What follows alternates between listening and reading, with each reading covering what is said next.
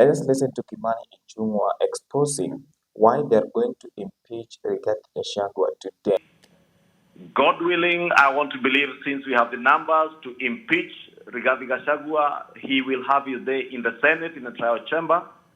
But my quick reaction to what the Deputy President had to say tonight is, one, is a very belated public playing to the gallery gimmick. He has simply tried to appeal to the court of public opinion, and of course, as you heard him, to the judiciary through the media. And if you listen carefully, he also tried to appeal to the media to support his sympathy-seeking gimmicks. It is the same gimmicks that you saw him exercise yesterday, unfortunately, in a church in his own compound at the official residence of the Deputy President. And it's the same thing that he has carried on with today. He has refused to address the substantive issues that are on the grounds of impeachment. He has gone into great lengths to try and explain the probate issues of the estate of his late brother. And you can count the number of times he has mentioned his late brother, trying to evoke sympathy from Kenyans and probably try and assuade members of parliament from doing and carrying out their constitutional mandate of oversighting his performance as a public officer. And I want to tell Deputy President Rigathi Gachagua, we are not on a sympathy seeking mission. We are not in the business of listening to his sympathy evoking gimmicks. We will look at the motion, the grounds as they were, because I have read those grounds.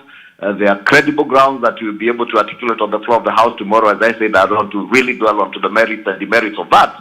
But a lot of untruths have been said also, Smithy.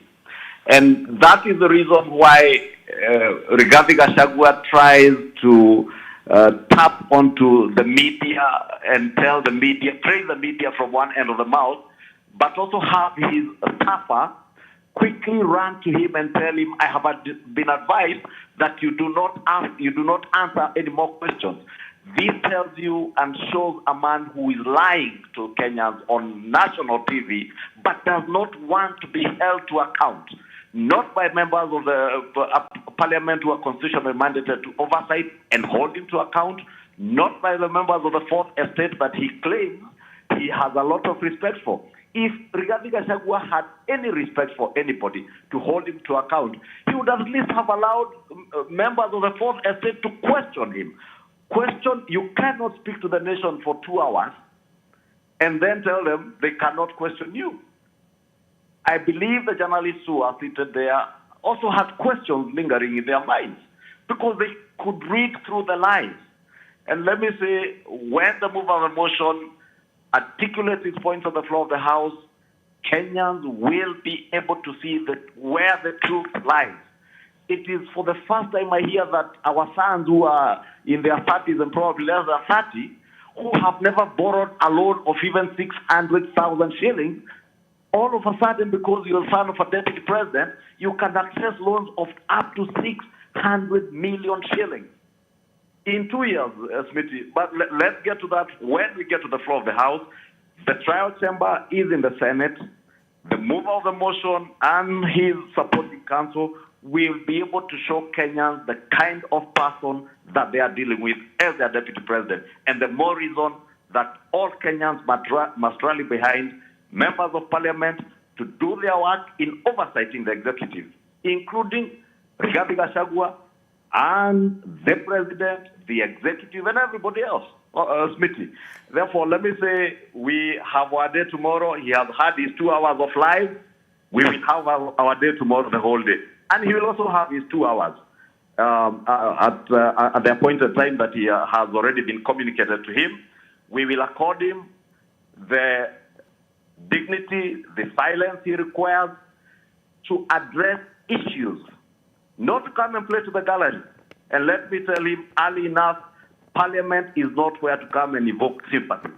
Parliament is where you have been invited to come and address the 11 ground after ground, not evoking sympathy, not playing to the gallery. If Rigathi Gachagua has issues with Adani, He sits in cabinet where these things are articulated. If Rigathi Gachagua has problems with people being moved from the riverfront after Kenyans losing their lives along the Nairobi River, he sat in cabinet. But anyway, let's have our say tomorrow. If Deputy President Rigathi Gachagua truly believes that the mover has no evidence, then he has his day tomorrow in the National Assembly. God willing, I want to believe, since we have the numbers to impeach Rigathi Gachagua, he will have his day in the Senate, in the trial chamber, to refute the evidence that will be adduced before the House, before Kenyans, including video evidence, including documentary evidence, and even sworn affidavits and live witnesses who the mover committed when he tabled his motion, that he also be presenting live witnesses. When I hear Rigathi Gachagua, for instance, assert that the Kemsa mosquito net scandal is something that was never involved in. I mean, you just need to listen to the lies in his statement. At the beginning of his statement, he says that when he was elected deputy president, he resigned from companies that he was running, including Crystal Kenya, and handed over those companies, the running of those companies, to his son, directing them to never do business with government. In the same statement, Rigathi Gachagua tells Kenyans that Shobika and Crystal Kenya then tendered in a tender for provision of mosquito nets, a tender that was under the government of Kenya. And you will remember, Kenyans will recall, and let me remind Kenyans if they have forgotten, it took the Global Fund, international donors, to stop that procurement process because the flaws that were involved, because of the fraud that was involved, because of the interference that was involved. And Kenyans that time were asking, who is this who is so powerful that is interfering with tenders and even interfering with the investigative process? Gachagua now is telling you that at the time the tender was advertised, Terry Ramadhan, the CEO, CEO Mulwa, who he attempted to interfere with the investigation with, was not the CEO of KEMSA then. I mean, you will see, and Kenyans will see, documentary evidence of screenshots, certified screenshots of phone conversations or phone interactions, text messages from the son of Rigathi Gachagua. These ones were able to borrow 600 million shillings in a span of 2 years, when before they could not borrow even 600,000 shillings. And even phone records of deputy president who says his companies cannot, or companies associated with him cannot do business with government because of conflicts of interest. If that is not evidence, and that's what I'm saying, Rigathi was just trying to preempt by playing to the public gallery, playing to appeal to the courts and the media to side with him, and therefore evoke sympathy. The number of times he referred to his late mother, his late brother, and how hardworking. And I want to agree how I wish Deputy President Rigathi Gachagua would emulate the hard work of his brother and not seek shortcuts in life. I tell you, I would completely disagree.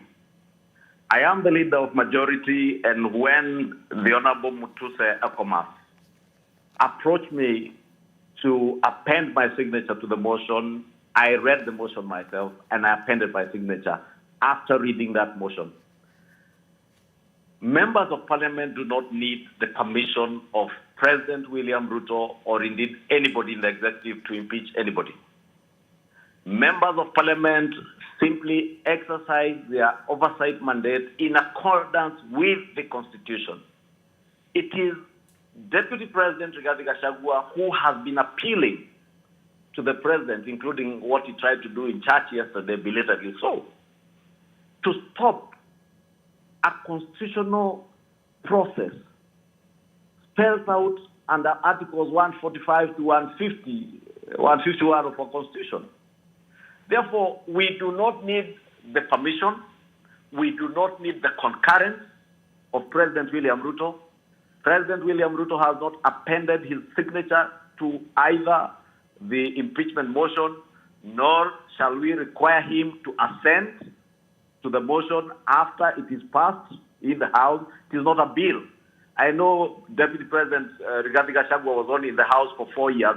He may not have had time to understand what kind of things end up with the President for assent, but maybe just to educate him, motions don't even go to the President for assent. It's only bills of Parliament that then become statutes that need presidential assent. And therefore, we have not had to refer to the President. If anything, Smithy, I can confirm to you, there were rumors last week, and many members of Parliament sent me to tell His Excellency the President that if, in accordance with the rumors, he was convening a parliamentary group meeting to try and stop them from this impeachment process, then he would have to replace the name of Rigathi Gachagua with the name of William Ruto on that motion. Otherwise, they were going to act and nothing was going to stop them. Not even the sympathy-seeking gimmicks of Rigathi Gachagua tonight, yesterday, and even if he comes and sheds tears on the floor of Parliament tomorrow, nothing can stop this motion other than him being able to convince members of Parliament and Kenyans on each of the 11 grounds that have been leveled against him. I heard him say that this was a shareholders' government because there are people who signed agreements. And let me take this opportunity, Smithy, to say it is not true that we did not sign something with President William Ruto, those of us who came from Mount Kenya region. When we settled on Rigathi Gachagua as Deputy President on Sunday, I think 14th May 2022, it was done for Rigathi Gachagua. He didn't care about anything and anybody else. It took about 7 to 8 of us, names I can name, the following week on Wednesday at 7 p.m. to sit with the then Deputy President William Ruto and agree with him, one, on the cabinet positions that would come to the people of Mount Kenya. And I want to confirm to the country that indeed President William Ruto agreed with what we had proposed to him and gave us exactly the cabinet docket that we sought. And we sought cabinet docket not to satisfy the ambitions of individuals. If anything, the only name we put on that list for appointment was the name of Professor Kithure Kindiki as Minister for the Interior. All the others, we put dockets that we thought were crucial to the needs and aspirations of the people of the Mount Kenya region. President William Ruto agreed with us. He signed on that document. I am the one who carried the folder that had that document. After it was signed, I handed over that document to one Professor Kithure Kindiki, who was the custodian of all coalition agreements. And to date, he has that document. Rigathi Gachagua has never seen it because for him, when he got the position that he so desperately got out of blackmail, that was the end for him. He didn't care about anybody else. He didn't care about the region. It is only now that he pretends to care about a region that he believes he can use again as a tool for blackmailing government and blackmailing his boss. Started, and as I've said before, we do not need the consent or assent of the president on the impeachment motion. And we never sought his permission.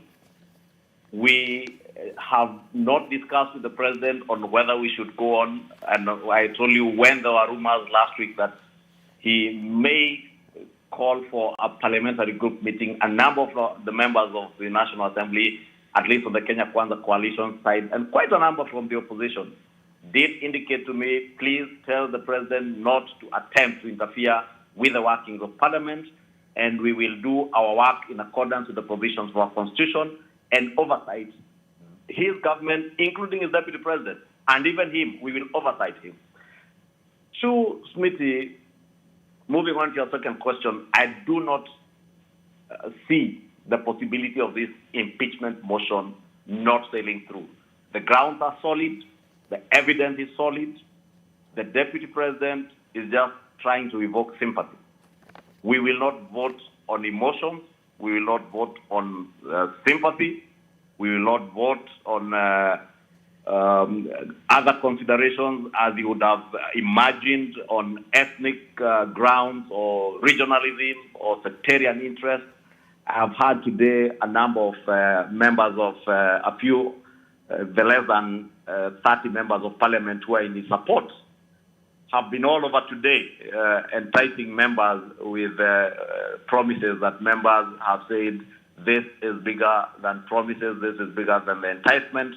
And I think from this evening, Kenyans also now do agree with us that it is completely untenable to have one Rigathi Geoffrey Gachagua, former member of parliament for Madera, former DO, and soon to be former deputy president, to continue serving in the high office. A high office that Kenyans bestowed with a lot of honor and dignity to him. But he has shown them indignity in how he has carried out himself in that office. He has disrespected Kenyans, disrespected the voters he claims who voted for him, disrespected the party that sponsored him as a running mate to William Ruto, and more than anything, attempted to divide our country at a time we needed to be united more than ever before.